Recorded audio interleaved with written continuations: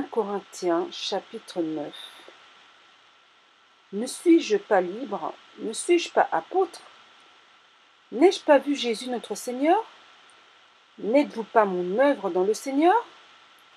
Si pour d'autres je ne suis pas apôtre, je le suis au moins pour vous, car vous êtes le sceau de mon apostolat dans le Seigneur. C'est là ma défense contre ceux qui m'accusent. N'avons-nous pas le droit de manger et de boire? N'avons-nous pas le droit de mener avec nous une sœur qui soit notre femme, comme font les autres apôtres et les frères du Seigneur et Céphas? Ou bien, est-ce que moi seul et Barnabas, nous n'avons pas le droit de ne point travailler? Qui jamais fait le service militaire à ses propres frais? Qui est-ce qui plante une vigne et n'en mange pas le fruit? Qui est-ce qui fait paître un troupeau et ne se nourrit pas du lait du troupeau?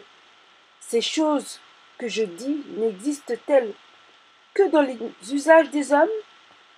La loi ne les dit-elle pas aussi? Car il est écrit dans la loi de Moïse, « Tu n'emmuselleras point le bœuf quand il foule le grain. » Dieu se met-il en peine des bœufs? Ou parle-t-il uniquement à cause de nous?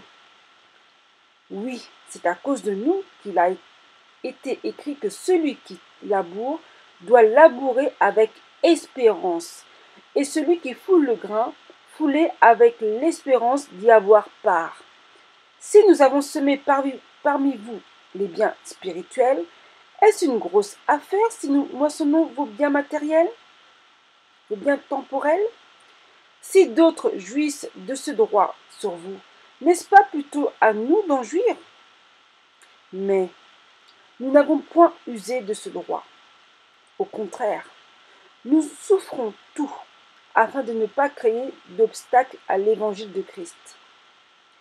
Ne savez-vous pas que ceux qui remplissent les fonctions sacrées sont nourris par le temple, que ceux qui servent à l'autel ont part à l'autel? De même aussi, le Seigneur a ordonné à ceux qui annoncent l'évangile de vivre de l'évangile. Pour moi, je n'ai usé d'aucun de ces droits, et ce n'est pas afin de les réclamer en ma faveur que j'écris ainsi, car j'aimerais mieux mourir que de me laisser enlever ce sujet de gloire.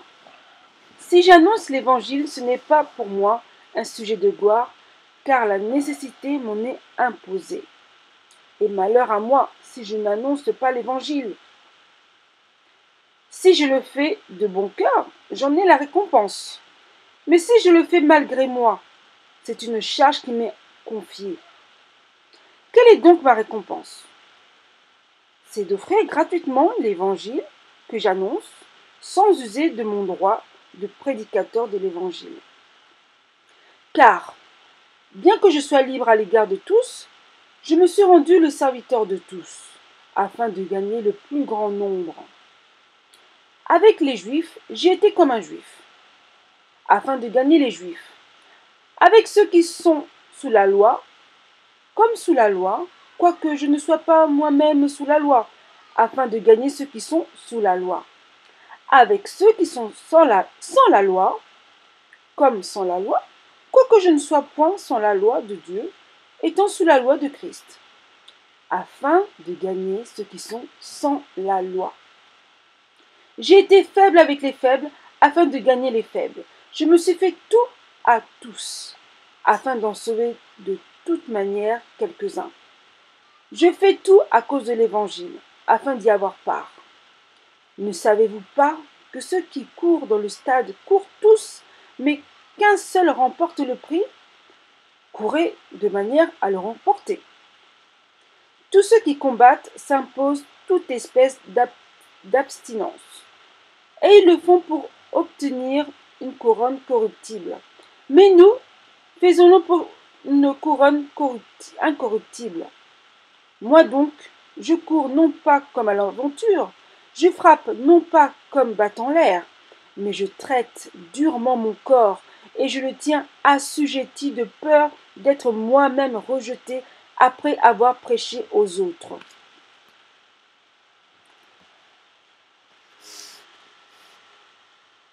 Chapitre 10.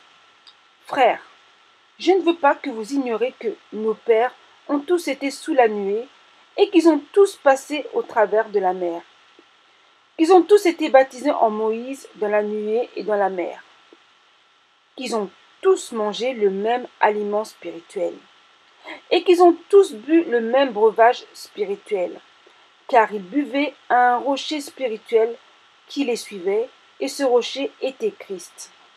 Mais la plupart d'entre eux ne furent point agréables à Dieu, puisqu'ils périrent dans le désert.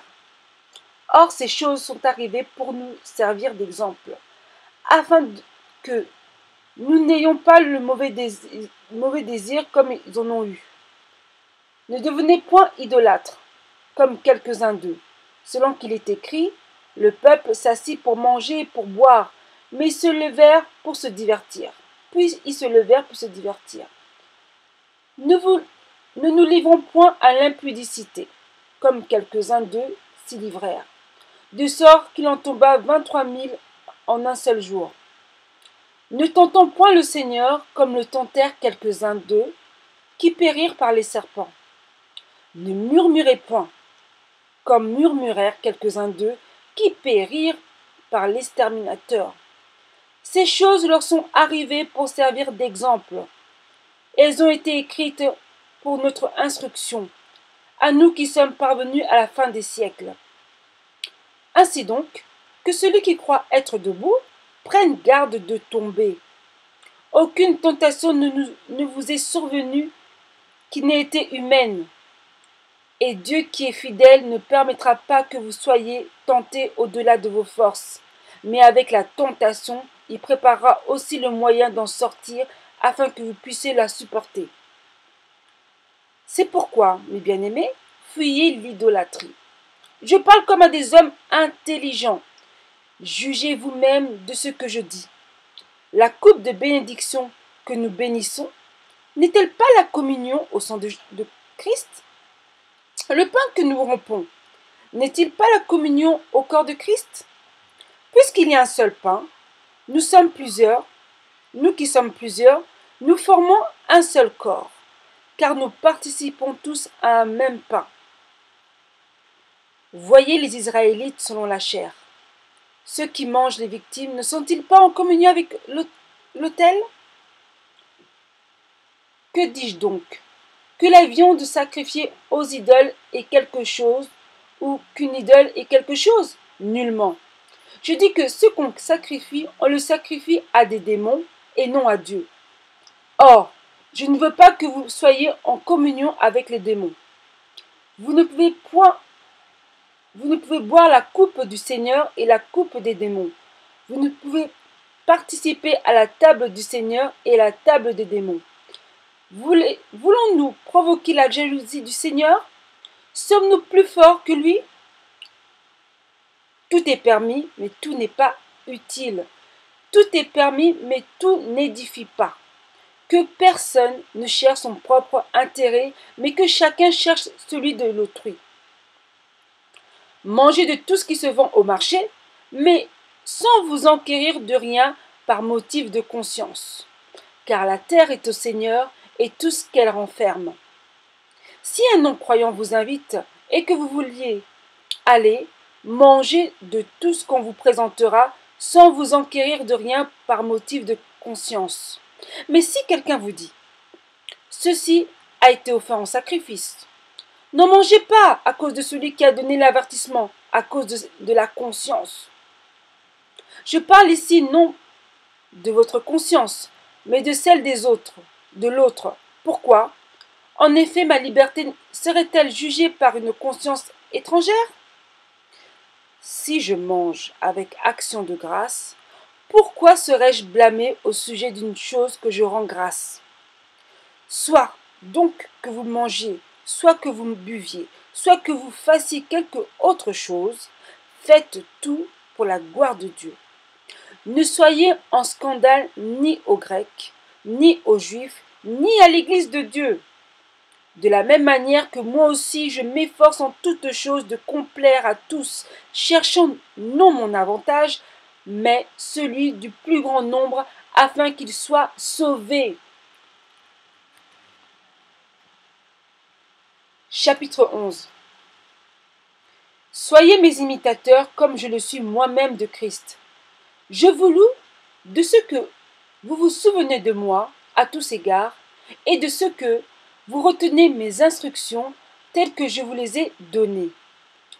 Je veux cependant que vous sachiez que Christ est le chef de tout homme, que l'homme est le chef de la femme et que Dieu est le chef de Christ. Tout homme qui prie ou qui prophétise la tête couverte déshonore son chef. Toute femme, au contraire, qui prie ou qui prophétise la tête non voilée déshonore son chef. C'est comme si elle était rasée.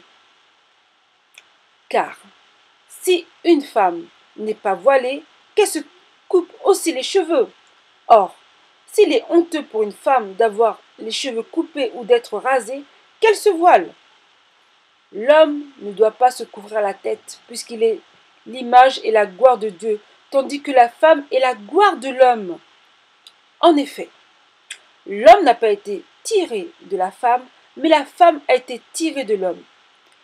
Et l'homme n'a pas été créé à cause de la femme, mais la femme a été créée à cause de l'homme.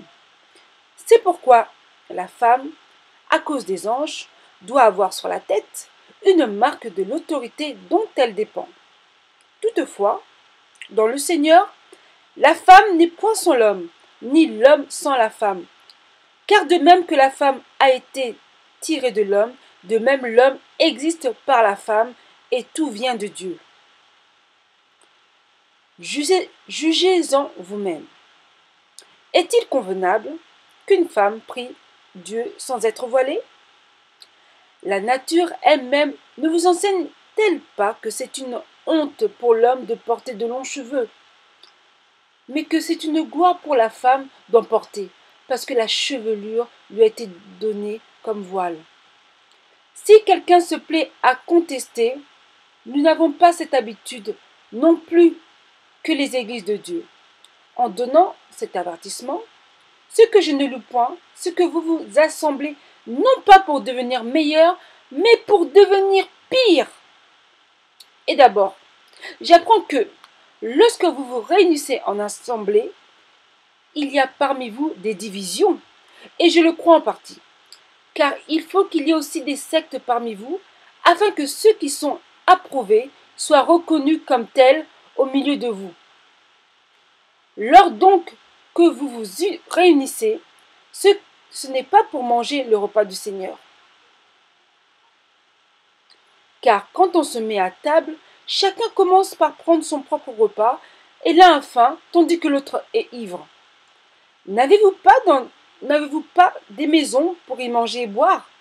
Ou méprisez-vous l'Église de Dieu et faites-vous honte à ceux qui n'ont rien? Que vous dirai-je? Vous louerai-je? En cela, je ne vous loue point. Car j'ai reçu du Seigneur ce que je vous ai enseigné. C'est que le Seigneur Jésus, dans la nuit où il fut livré, prit du pain. Et, après avoir rendu grâce, le rompit et dit: Ceci est mon corps qui est rompu pour vous. Faites ceci en mémoire de moi. De même, après avoir soupé, il prit la coupe et dit: Cette coupe est la nouvelle alliance en mon nom. Faites ceci en mémoire de moi toutes les fois que vous en boirez. Car toutes les fois que vous mangez ce pain et que vous buvez cette coupe, vous annoncez la mort du Seigneur jusqu'à ce qu'il vienne. C'est pourquoi celui qui mange le pain ou boira la coupe du Seigneur indignement sera coupable envers le corps et le sang du Seigneur. Que chacun donc s'éprouve soi-même, et qu'ainsi il mange du pain et boive de la coupe. Car celui qui mange et boit sans discerner le corps du Seigneur mange et boit un jugement contre lui-même. C'est pour cela qu'il y a parmi vous beaucoup d'infirmes et de malades, et qu'un grand nombre sont morts. Si nous nous jugions nous-mêmes, nous ne serions pas jugés. Mais quand nous sommes jugés, nous sommes châtiés par le Seigneur afin que nous ne soyons pas condamnés avec le monde. Ainsi, mes frères, lorsque vous vous réunissez pour le repas, attendez-vous les uns des autres. Si quelqu'un a faim, qu'il mange chez lui, afin que vous ne vous réunissiez pas pour attirer un jugement sur vous. Je réglerai les autres choses quand je serai arrivé. Amen.